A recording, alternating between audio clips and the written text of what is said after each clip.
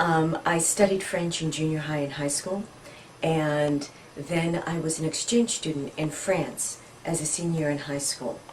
And so as it turns out, I actually graduated from French high school doing my baccalaureate in France, and then came back to the University of California at Davis studying international relations and French.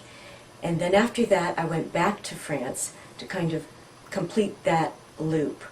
And it was during that time that I decided that translation and interpretation was a profession that I wanted to go into. I myself applied to this very program.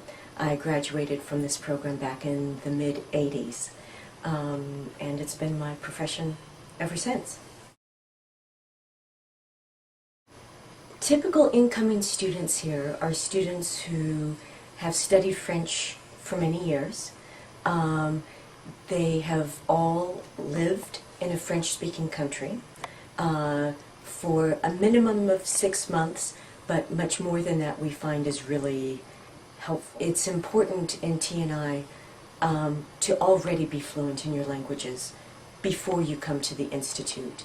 It's not a language training program, but a program to teach people who are already fluent how to then translate and interpret.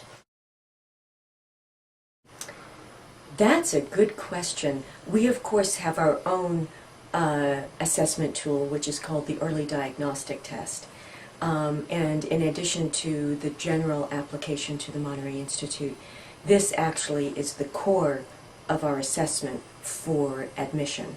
It involves writing an essay in each of your languages, writing an abstract, doing a short translation to and from your various languages, and also an oral component, discussing a current event, discussing your use of the language, how you acquired it, and so on.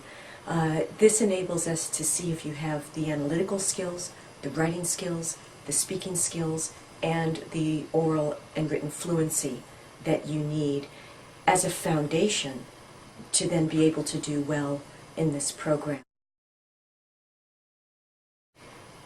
Generally speaking, it's important to not just have school French, but to have really lived the language and some real life experience interacting in a French-speaking society, not just going, say, to France on an exchange student and hanging out with all of your American buddies in the program. That doesn't get you where you need to be. Actually, our most successful students are often those who come in a little bit older, 26, 27, 28, up to 50, and who have some real life experience. They have exposure, they're interested in current events, they know what's going on in the world.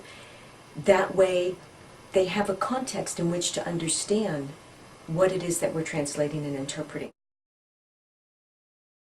We're interpreting speeches of politicians, we're interpreting businessmen, we're interpreting doctors, and in terms of written documents, we start off with general texts, but very quickly in the second semester here, we're moving into translating financial statements, and third semester we're translating patents and medical clinical trials for pharmaceuticals, contracts, court pleadings, all of these things. And so it requires a certain level of sophistication and curiosity and interest in the world.